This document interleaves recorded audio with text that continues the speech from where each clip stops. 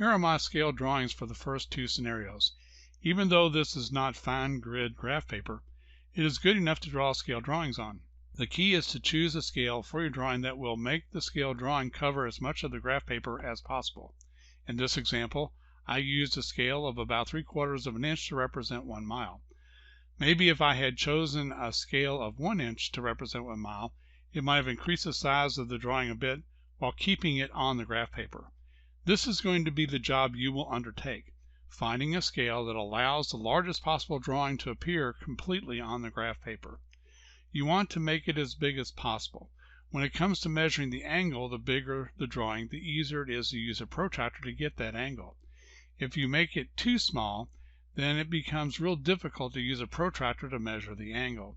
It is far easier to do it if the drawing is big and the lines that you have drawn to create your drawing actually pass through the scale of your protractor. The same is true with my second scale drawing. I basically used the same scale, 3/4 of an inch per mile. In this case, it pretty much fills all the graph paper. So in this case, I can make it as big as possible, which makes it easier to use a protractor to measure the angles for each vector in the drawing. The same is true with this one. Even though I am using a different grid density graph paper, I can still define my scale for the drawing and make the scale so that the drawing is as big as possible, covering as much of the graph paper as possible.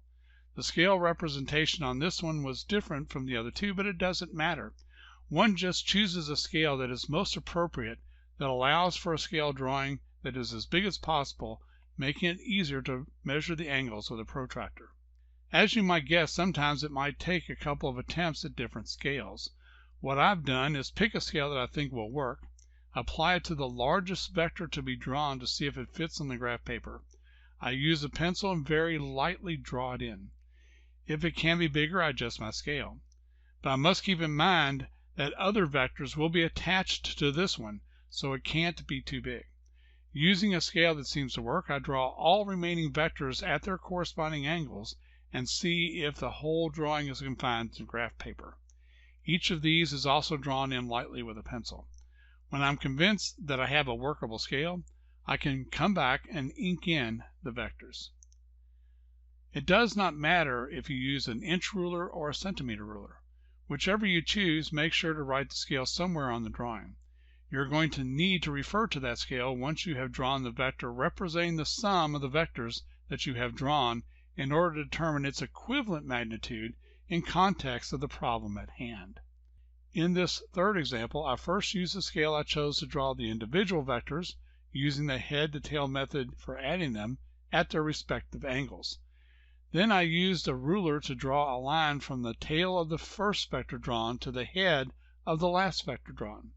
I measured the physical length of the vector that represents the sum and got 7 7/16 of an inch. I can then use my scale to determine that this length represents 14.875 meters per second for the vector sum of the two different speeds affecting the flight of the aircraft. When it comes to doing the component method, it might be helpful to do a freehand sketch of the problem. This sketch can help us get in our minds what direction we want to call x and what direction we want to call y. You can draw this with a coordinate system if that helps too. Each vector that does not lie completely in the x or y direction must be broken up into vertical and horizontal pieces using sines and cosines of the angle as determined in the coordinate system. Sometimes it can be helpful to have a table where you can list the x components and the y components separately. One can then add them up, and if there are negative components, make sure to take that sign into account when adding. This gives a total value in the x direction and in the y direction. Once you have these two numerical values, then you can use Pythagorean's theorem to find the magnitude of the vector that represents the sum of the individual vectors. You can use the definition of arctangent to find the angle of the vector. And you're done.